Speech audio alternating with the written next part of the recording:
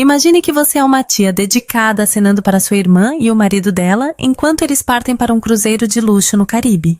Você se vira para sua sobrinha de 8 anos, uma criança que não fala uma única palavra há 5 anos devido a uma condição médica grave. Mas no momento em que a porta da frente se fecha, ela olha diretamente nos seus olhos e fala com uma voz cristalina. Titia, não beba o chá que a mamãe fez. Ela planejou algo ruim. O que você faria? Antes de mergulharmos nessa história arrepiante de traição, sobrevivência e um segredo de família que quase custou uma vida, por favor, curta este vídeo, inscreva-se no canal e nos conte nos comentários de onde você está assistindo hoje. Junte-se a nós para ver se Marina consegue enganar um plano familiar mortal, ou se esse aviso chegou tarde demais.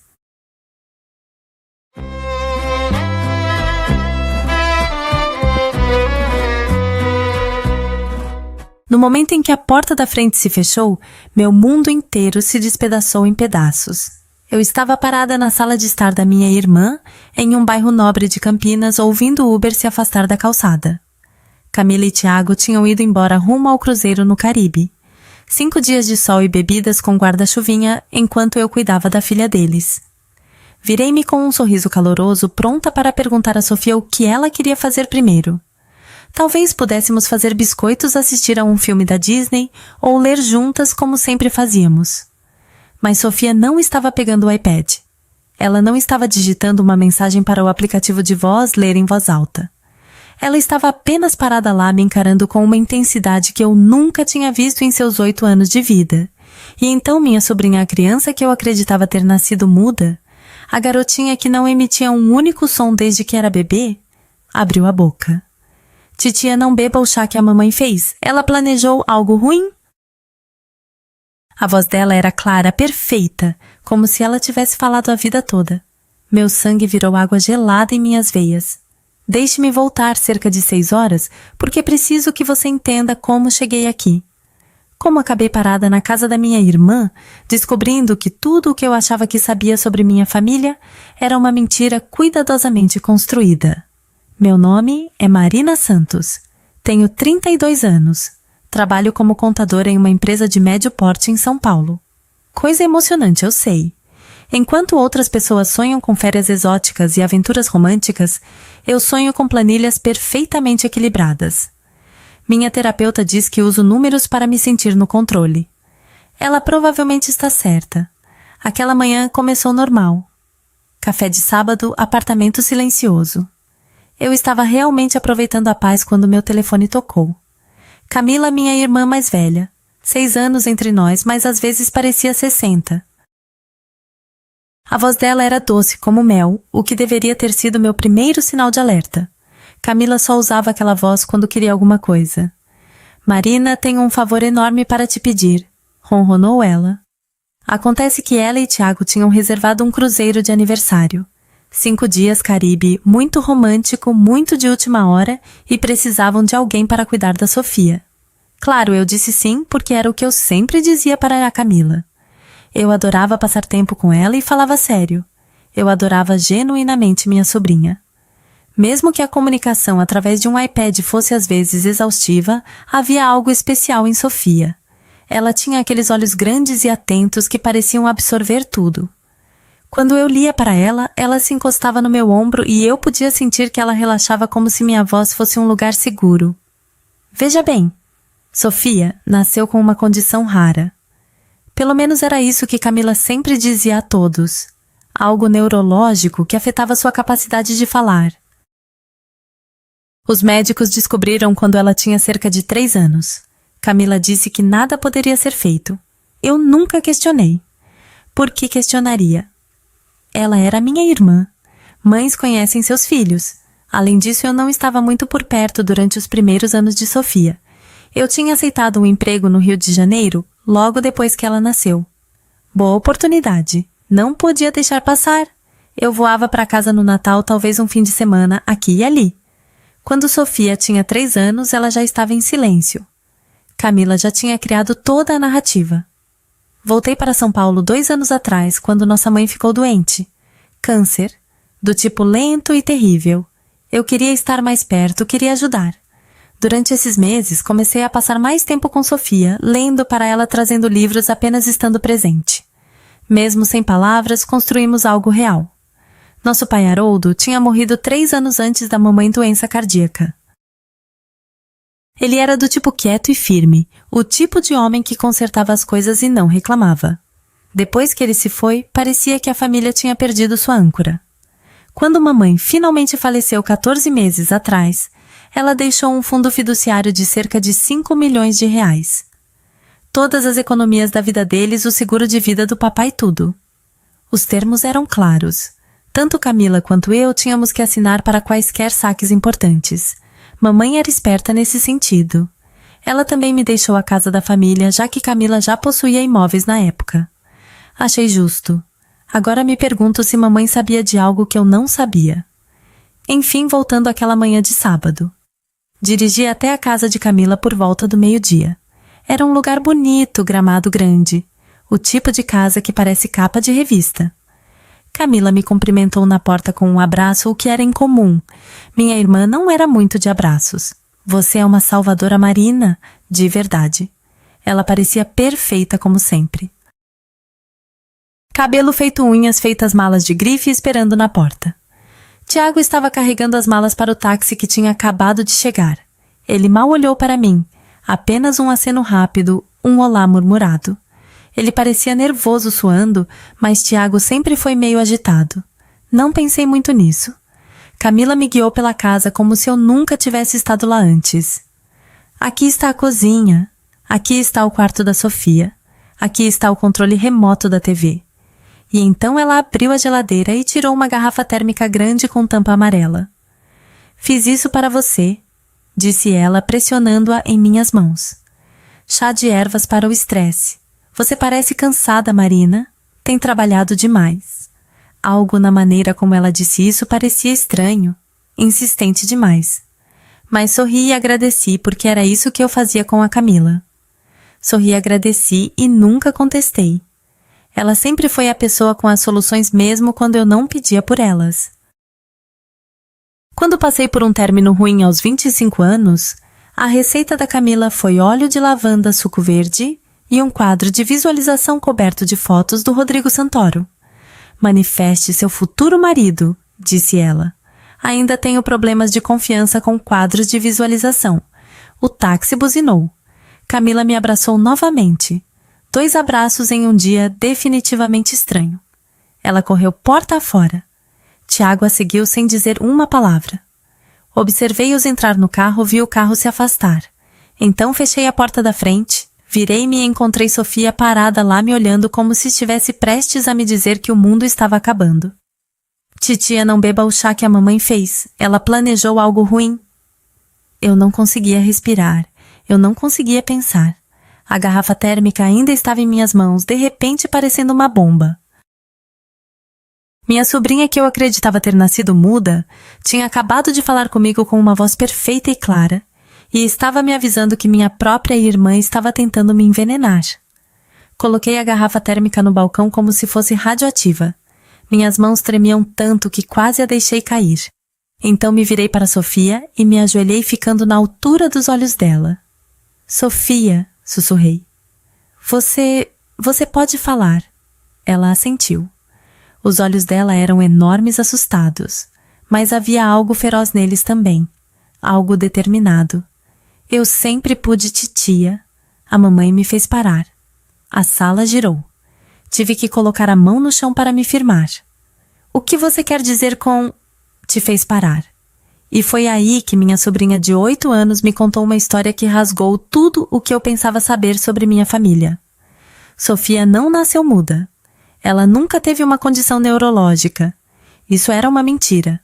Uma mentira que minha irmã contava há 5 anos. Até os 3 anos, Sofia falava como qualquer criança normal.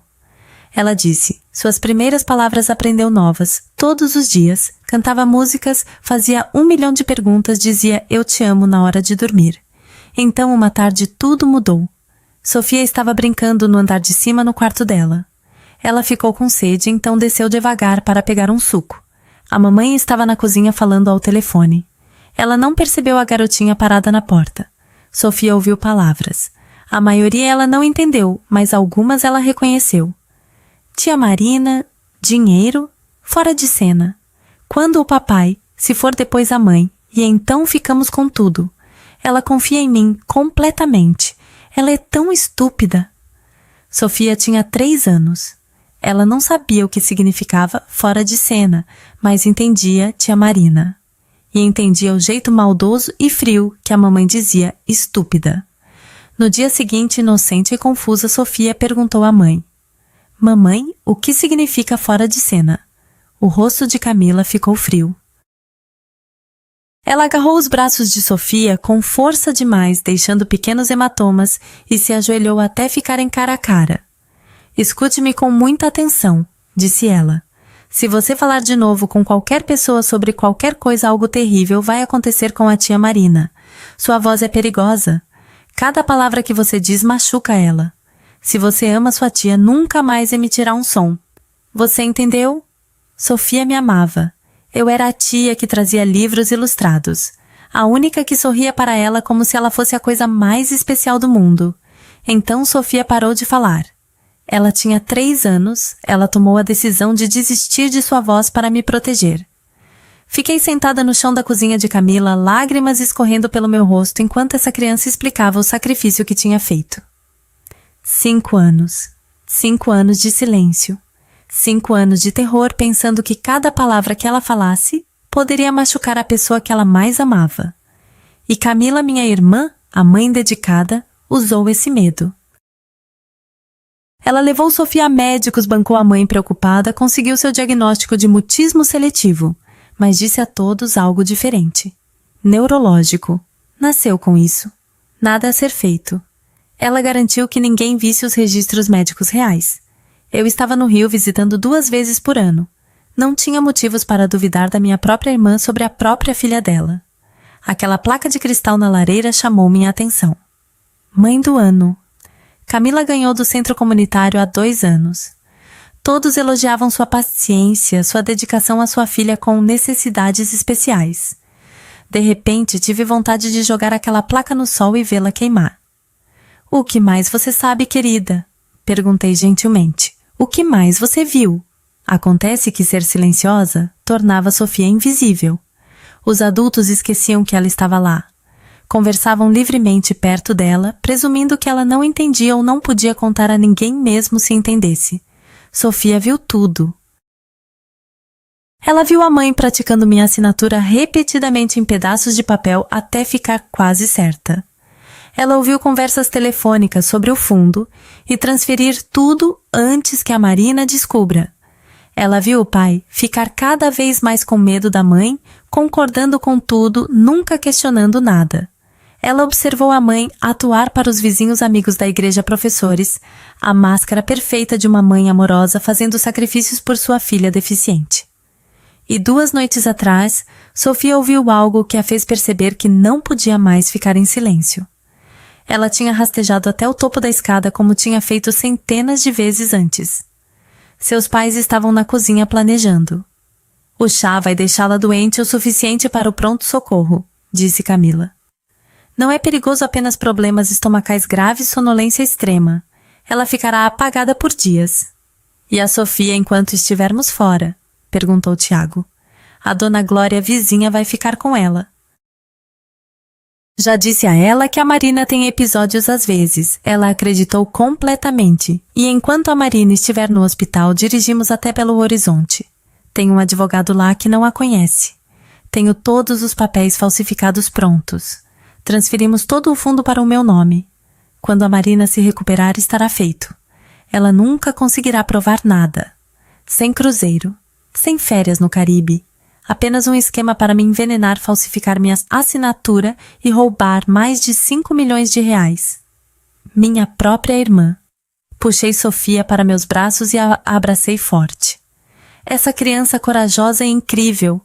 Ela carregou esse peso por 5 anos. Ela viu a mãe mentir para todos. E quando realmente importava, encontrou coragem para quebrar o silêncio.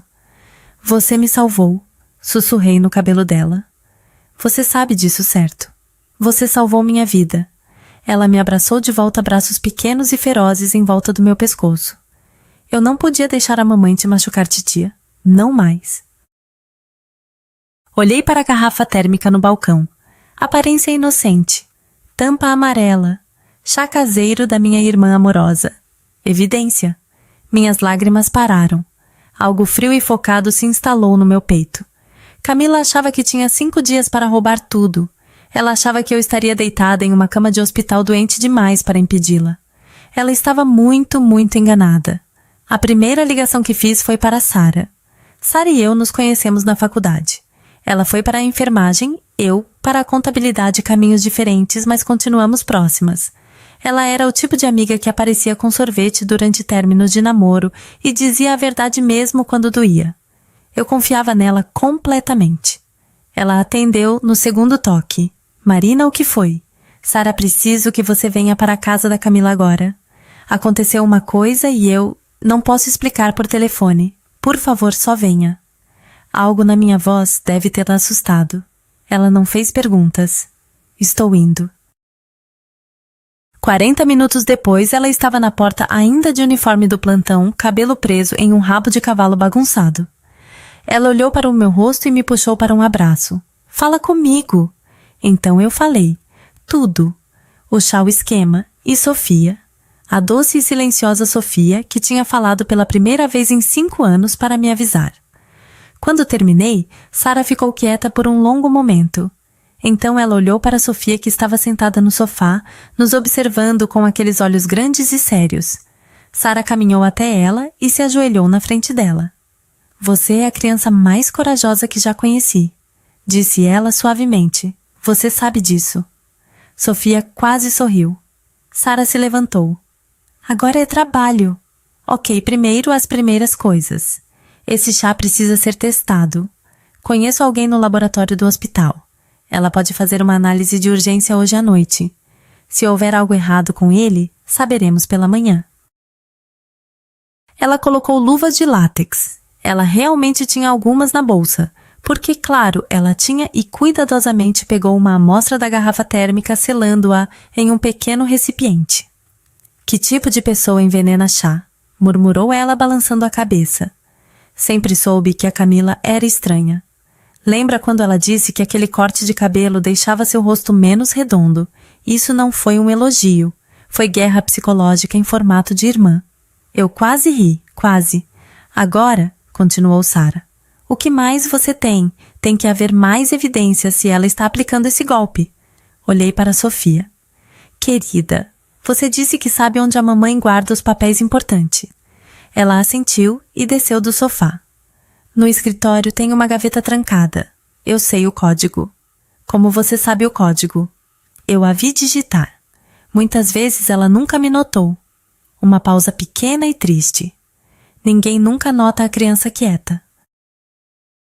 Ela nos levou ao escritório da Camila, um quarto arrumado e cuidadosamente decorado, que parecia pertencer a uma revista. Havia uma mesa grande com um computador, armários de arquivo e uma gaveta com fechadura digital. 0315, disse Sofia. 15 de março, o aniversário de casamento deles. Claro, Camila usaria algo sentimental. Fazia ela se sentir esperta. Digitei o código. A gaveta se abriu com um clique. O que encontramos lá dentro fez meu estômago revirar. Primeiro, formulários de autorização bancária com minha assinatura.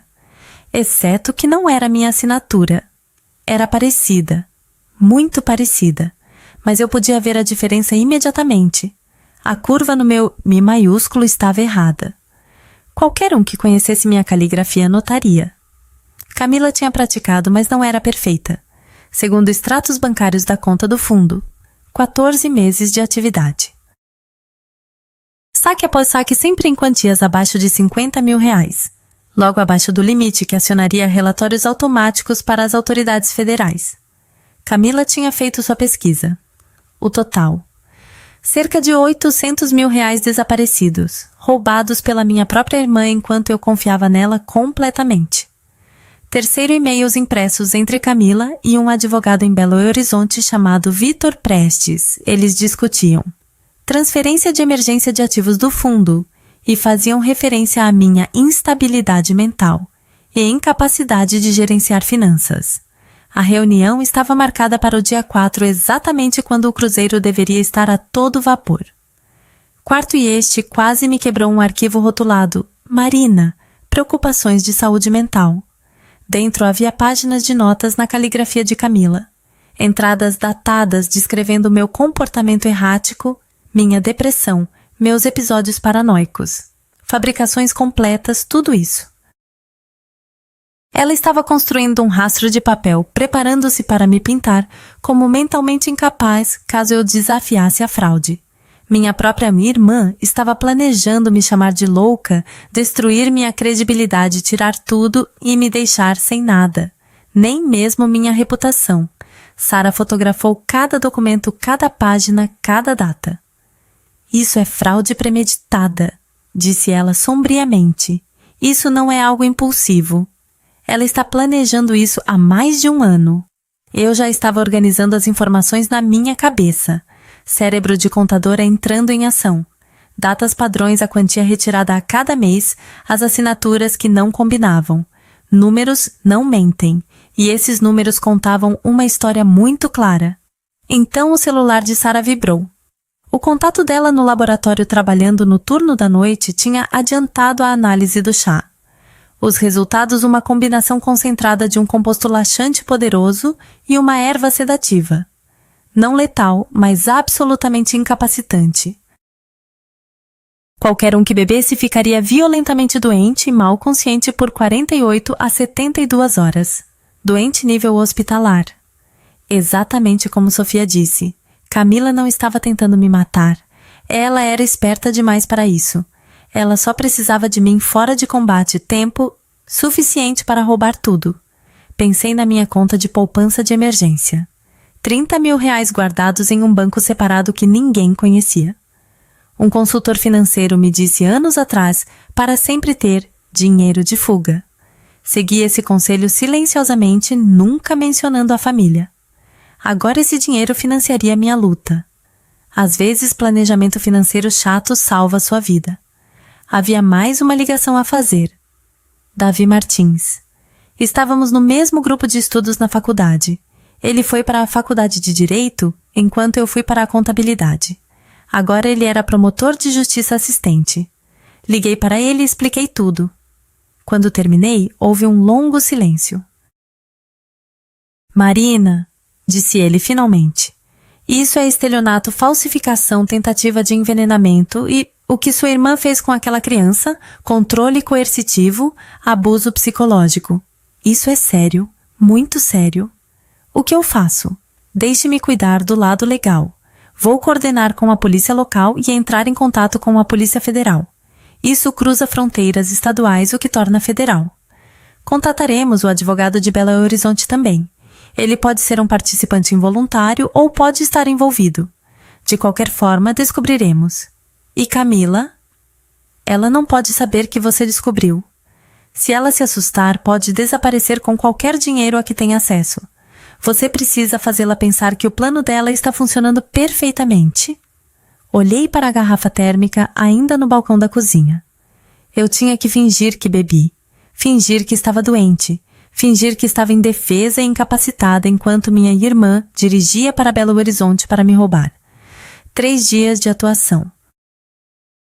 A performance da minha vida. Eu consigo fazer isso, disse eu.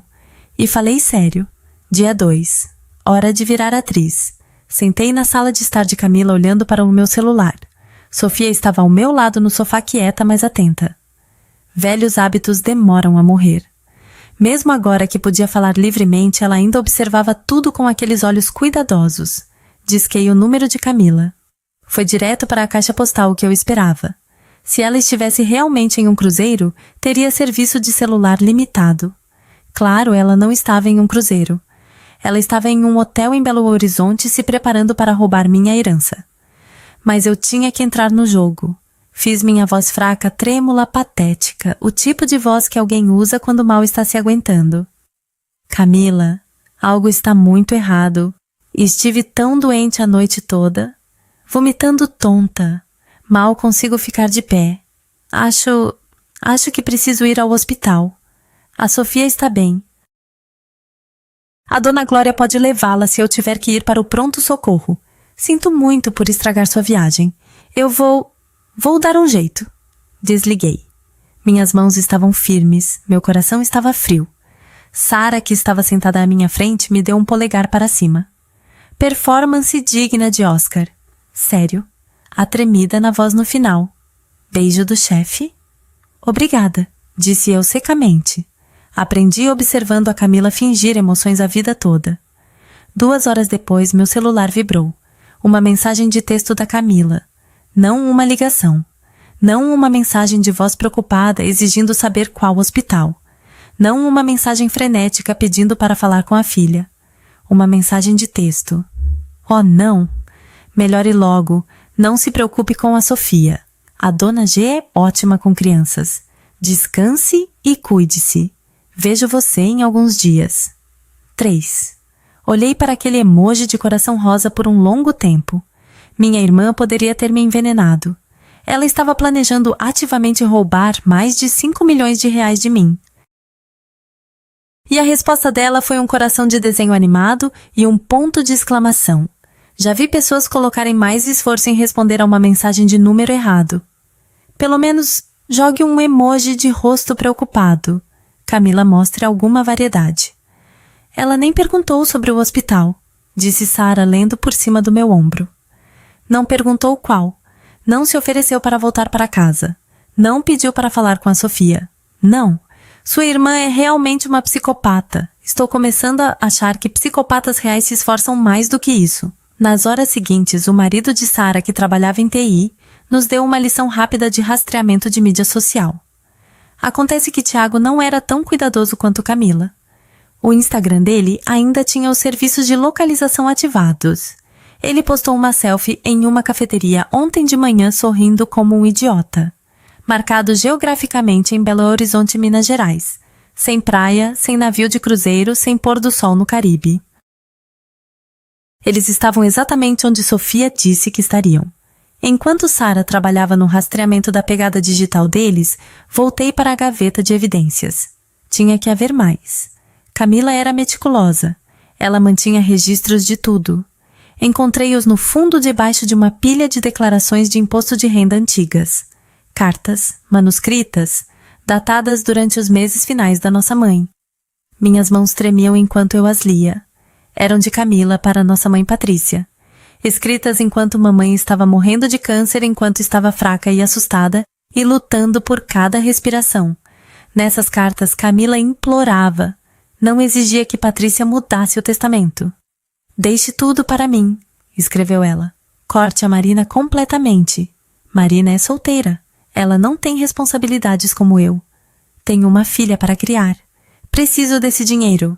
Você sempre a favoreceu de qualquer maneira. Esta é sua chance de finalmente fazer as coisas direito. Se você algum dia me amou, fará isso. A manipulação, a culpa, a crueldade de pressionar uma mulher moribunda. E então encontrei a resposta da mamãe manuscrita em seu papel de carta pessoal. A caligrafia era trêmula. Ela estava tão fraca na época, mas as palavras eram fortes. Não vou punir Marina por ser responsável. Não vou recompensar você por ser gananciosa. O fundo permanece igual. Essa discussão acabou. Não traga isso à tona novamente. Eu te amo, mas estou decepcionada com quem você se tornou. Mãe, Patrícia, recusou. Mesmo em seu leito de morte, ela me protegeu. Então Camila esperou. Ela esperou nossa mãe morrer. E então ela começou a falsificar. Fiquei sentada no chão daquele escritório doméstico perfeito segurando as palavras finais da minha mãe em minhas mãos e chorei. Não por mim, pela mamãe, pela traição que ela viu em sua própria filha antes do fim. Titia, a vozinha de Sofia, ela tinha vindo até a porta. Sim, querida, essas cartas são da vovó. Sim. Ela caminhou até mim e sentou-se ao meu lado no chão. A mãozinha dela encontrou a minha. A vovó me disse uma coisa uma vez, disse ela calmamente. Quando a mamãe não estava no quarto, ela disse, observe sua mãe pequena. Tem algo errado no coração dela. Achei que ela queria dizer que a mamãe estava doente, tipo com o coração de verdade. Eu não entendi. Acho que a vovó sabia. Assenti. Ela sempre viu as pessoas claramente. Você acha que ela sabia sobre mim, que eu não era realmente muda? Pensei na minha mãe, afiada até o fim, observadora. O tipo de mulher que notava tudo, mas escolhia suas batalhas com cuidado. Eu acho, disse eu lentamente, que a vovó confiava em mim para descobrir eventualmente, e ela confiava em você para ser corajosa quando importasse. Sofia apertou minha mão. Naquela noite, Davi ligou com atualizações. A máquina legal estava se movendo mais rápido do que eu esperava. A polícia local estava totalmente informada. Dadas as evidências de fraude, falsificação e tentativa de envenenamento, eles estavam levando isso a sério. A Polícia Federal havia sido consultada. Fraude eletrônica interestadual, transferir dinheiro através das fronteiras estaduais por meios enganosos, era um crime federal. Camila tinha transformado isso em um caso federal sozinha. E o advogado de Belo Horizonte, Vitor Prestes. Os contatos de Davi o procuraram. Acontece que Prestes estava tendo dúvidas. As assinaturas nos formulários de autorização pareciam um pouco erradas para ele. Ele já estava considerando cancelar a reunião. Quando as autoridades explicaram o que estava realmente acontecendo, ele concordou em cooperar totalmente. A armadilha estava armada para o dia 4. Quando Camila e Tiago entrassem naquele escritório de advocacia, esperando completar seu roubo, a polícia estaria esperando. Seu trabalho, lembrou-me Davi, é continuar fingindo. Continue enviando atualizações de doença. Faça acreditar que tudo está indo conforme o planejado. Então eu fiz. Dia 2. Mensagem de texto. Ainda tão doente. O médico acha que talvez seja intoxicação alimentar. Tão estranho. Sofia está sendo maravilhosa com a Dona Glória. Dia 3, mensagem de texto. Mal consigo segurar água. Tão fraca. Não encurtem a viagem. Vou ficar bem. Só preciso descansar. A cada mensagem, eu imaginava Camila lendo, sorrindo, pensando que sua irmã estúpida e confiante estava exatamente onde ela queria. No mesmo dia, Davi providenciou para que um especialista em defesa da criança tomasse o depoimento de Sofia. Tinha que ser feito corretamente gravado em vídeo com um psicólogo infantil presente seguindo todos os protocolos legais para testemunhas menores. Sofia estava nervosa. Ela sentou em uma cadeira que era grande demais para ela, os pés balançando acima do chão. Mas quando as perguntas começaram, ela se sentou ereta. Ela usou sua voz ainda nova, ainda estranha, após 5 anos de silêncio, e contou tudo. O que ouviu quando tinha 3 anos, as ameaças, o medo, a decisão de parar de falar, os anos observando e ouvindo, a noite em que ouviu o plano sobre o chá. Quando acabou, ela olhou para mim através da janela de observação. Foi o máximo que falei desde os 3 anos, disse ela. Minha voz está cansada, mas é bom. Como se eu estivesse prendendo a respiração debaixo d'água por anos e finalmente subi para pegar ar. Eu queria correr lá e abraçá-la, mas tive que esperar. Protocolos. Quando finalmente me deixaram vê-la, abracei-a tão forte que provavelmente espremi o ar de volta. Mais um dia, eu disse a ela. Só mais um dia, e isso acaba. Ela assentiu contra meu ombro. Mais um dia. Dia 4. Belo Horizonte, Minas Gerais. 10:15 da manhã. Escritório de advocacia de Vitor Prestes. 3º andar de um prédio comercial com uma bela vista do centro que ninguém iria aproveitar hoje. Eu não estava lá pessoalmente. Davi configurou um feed de vídeo seguro para que eu pudesse assistir da sala de estar de Camila. Sofia sentou ao meu lado segurando minha mão. Sara estava do meu outro lado. Assistimos pela câmera do saguão, enquanto Camila e Tiago passavam pela porta da frente. Camila parecia perfeita. Vestido profissional, joias modestas, uma expressão preocupada, cuidadosamente arranjada no rosto. Ela carregava uma pasta de couro, a mesma do escritório dela, percebi cheia de documentos falsificados e sonhos roubados. Tiago parecia que ia vomitar. Suando através de sua camisa bonita, olhos correndo pelo saguão. Ele sabia que havia algo errado com todo esse esquema. Ele sempre soube, mas era fraco demais, assustado demais com a esposa para impedi-lo. Eles se aproximaram da recepcionista. Sorriram, deram seus nomes. A recepcionista sorriu de volta e os levou por um corredor em direção à sala de conferências, onde 3 pessoas esperavam. Camila entrou primeiro, confiante e pronta para fechar o negócio do maior roubo de sua vida. Vitor Prestes sentava-se à cabeceira da mesa, cabelos grisalhos sério. Ele não sorriu quando ela entrou. Não se levantou para apertar a mão dela. 2 outras pessoas estavam sentadas à mesa, um homem e uma mulher. Roupas civis, profissionais. Camila hesitou na porta. Achei que fosse uma reunião privada, disse ela. Aquela voz doce como mel de novo, a que ela usava quando sentia que algo estava errado. A resposta de Prestes foi seca. Senhora Camila, por favor, sente-se. Estes são os detetives Oliveira e Souza.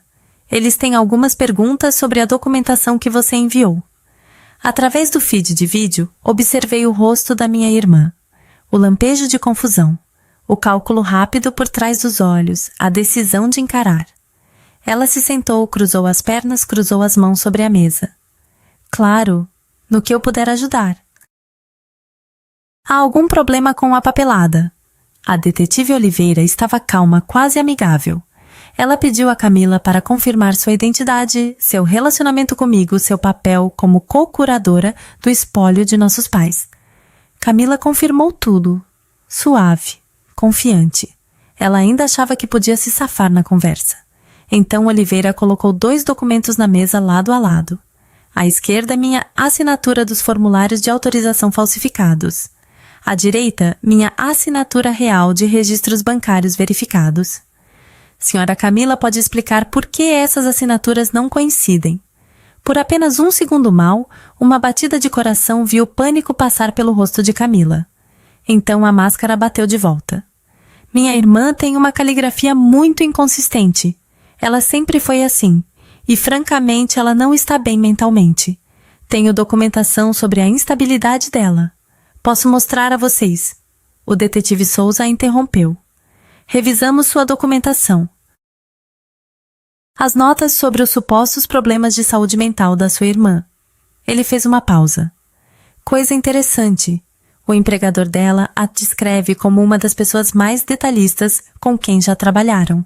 O médico dela confirma que ela está em excelente saúde mental e física. 3 colegas forneceram declarações chamando-a de excepcionalmente estável e confiável. A máscara estava rachando. Isso é... Eles não a veem como eu vejo. A família sabe a verdade. Senhora Camila, a voz de Oliveira ainda estava calma, mas havia aço por baixo. Temos registros bancários mostrando R$800 mil em saques não autorizados ao longo de 14 meses. Temos correspondência por e-mail com este escritório discutindo transferências de emergência do fundo. Temos análise forense das assinaturas da sua irmã provando a falsificação. Ela colocou outro documento na mesa. E temos resultados laboratoriais do chá que você preparou. Uma combinação concentrada de sedativos e laxantes. Suficiente para hospitalizar alguém por dias. Tiago fez um pequeno som como um animal ferido. Camila estava congelada. A expressão doce como mel tinha desaparecido. O que restava por baixo era algo frio e encurralado. E então, Oliveira puxou um tablet. Há mais uma peça de evidência que gostaríamos que você ouvisse. Ela apertou o play. Uma voz de criança encheu a sala de conferências. Clara, firme e inconfundível. Minha mãe me disse quando eu tinha 3 anos que se eu falasse de novo algo ruim aconteceria com a tia Marina. Ela disse que minha voz era perigosa, que cada palavra machucaria ela. Então parei de falar por 5 anos para proteger minha tia. A gravação continuou Sofia descrevendo o que tinha ouvido. O telefonema quando ela tinha 3 anos, a noite antes do cruzeiro. Cada detalhe entregue naquela voz cuidadosa e séria. Eu não podia deixar a mamãe machucar a tia Marina. Ela é a única que realmente me viu. Mesmo quando eu não podia falar, ela ouvia. A gravação terminou. Silêncio. Camila olhou para o tablet como se ele tivesse criado dentes e a mordido. Isso não é... Ela não pode. Ela é muda. Ela é muda desde os 3 anos. Ela não pode falar. Isso é fabricado. Vocês fabricaram isso? Senhora Camila, a voz da detetive Oliveira estava quieta, agora quase gentil. A gentileza tornava tudo pior. Você acabou de confirmar que acreditava que sua filha não podia falar, mas de acordo com registros médicos, os reais não o que você disse à sua família. Sofia foi diagnosticada com mutismo seletivo, uma condição psicológica frequentemente causada por trauma ou medo. Ela deixou isso penetrar. Sua filha parou de falar porque você a aterrorizou até o silêncio por 5 anos. Isso é abuso psicológico infantil somado a estelionato, falsificação e tentativa de envenenamento. O rosto de Camila se contorceu. A máscara não apenas rachou. Ela se estilhaçou completamente. O que saiu foi feio cru. A verdadeira Camila finalmente visível. Ela deveria ter ficado quieta. Ela nunca deveria ter. Camila.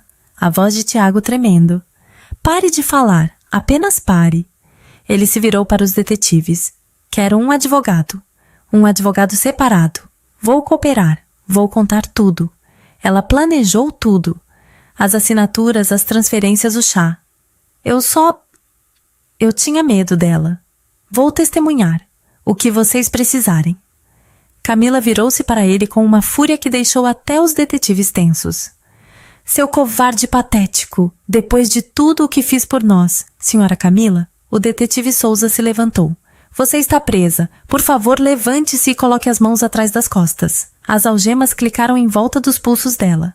Ela ainda estava falando, tentando explicar, justificar, manipular. Mas não havia ninguém para manipular. Todos naquela sala tinham visto as evidências. Todos tinham ouvido o depoimento de sua própria filha. Ela foi levada para fora da sala de conferências, para fora do prédio, para um carro de polícia que esperava. Assisti pelo feed de vídeo enquanto minha irmã, a filha de ouro, a mãe perfeita, a mulher que aterrorizou uma criança de 3 anos até o silêncio e tentou envenenar a própria irmã, desaparecia no banco de trás daquele carro. Senti Sofia apertar minha mão. Olhei para ela. Acabou, sussurrou ela. Acabou. Sara soltou um longo suspiro. Bem, acho que eles vão querer aquela placa de mãe do ano de volta. Acha que devemos enviá-la para o novo endereço dela atrás das grades. Eu quase ri, quase. A justiça estava chegando.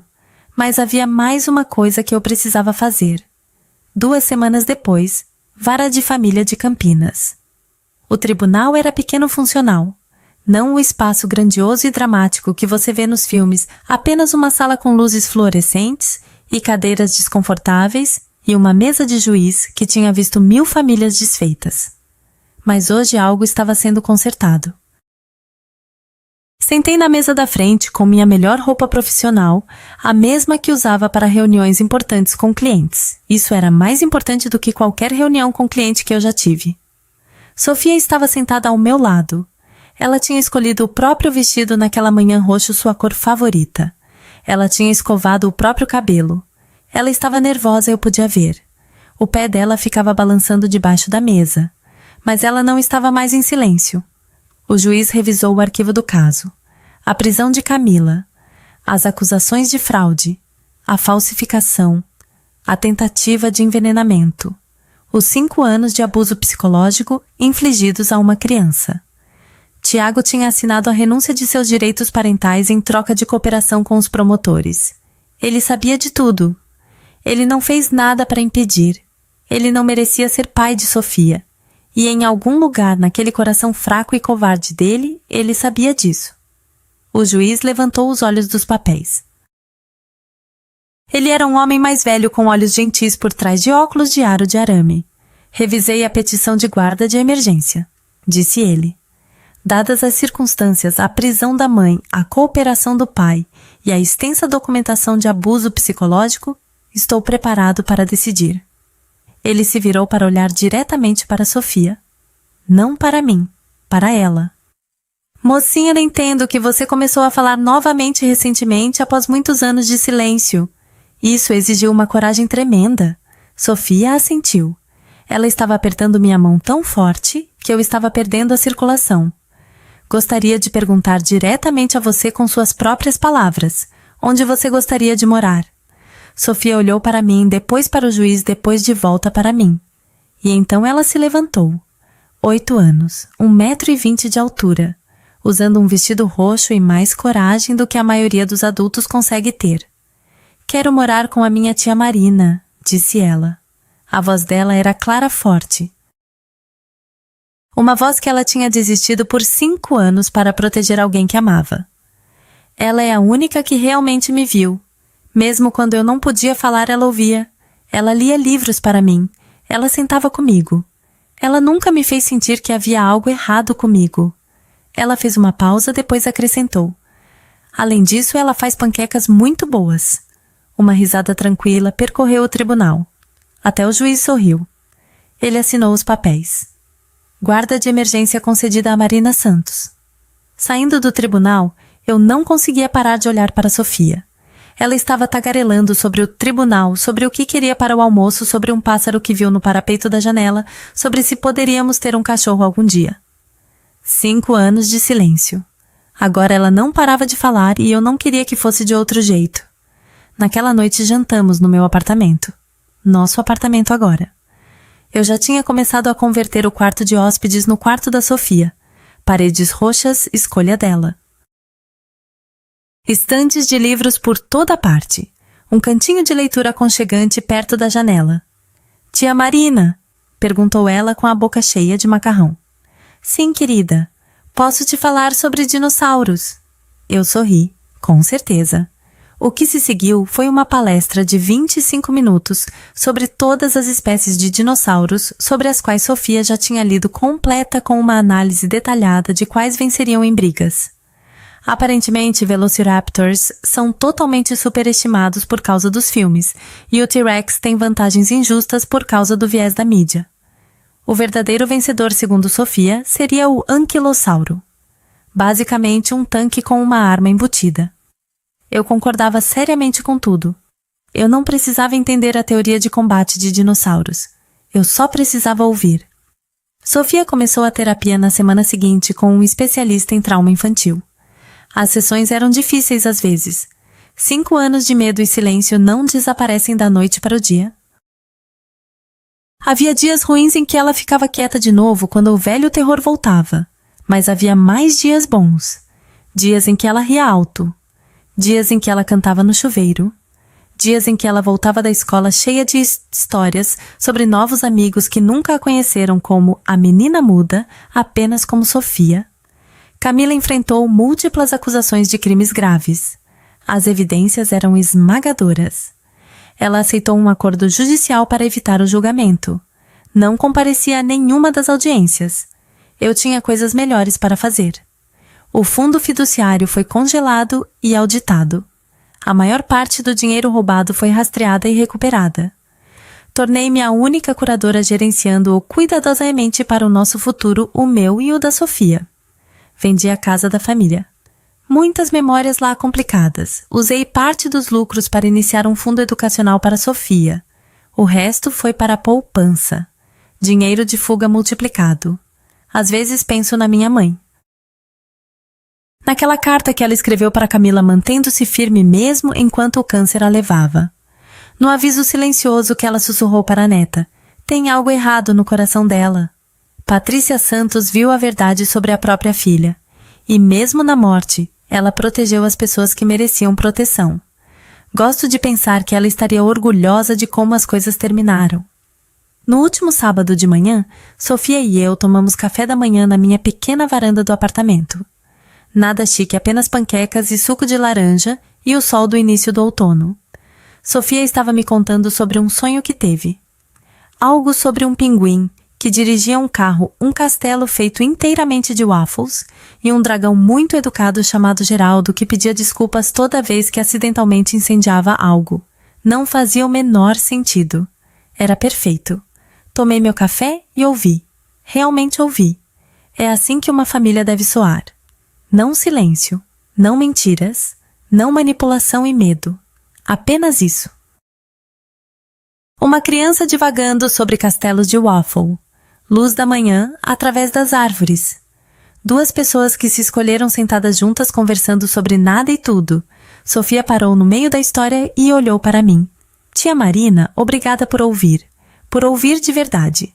Mesmo quando eu não podia falar. Estendi a mão e apertei a dela. Sempre, querida. Sempre. Às vezes as pessoas mais quietas não são fracas. Elas estão apenas esperando por alguém em quem confiem o suficiente para finalmente falar. Sofia encontrou sua voz e eu encontrei minha família. Algumas histórias têm finais felizes. A nossa estava apenas começando. Muito obrigada por assistir. Mais das minhas histórias mais emocionantes já estão na sua tela. Clique em uma agora e não perca a melhor parte. Você vai adorar. Vejo você na próxima.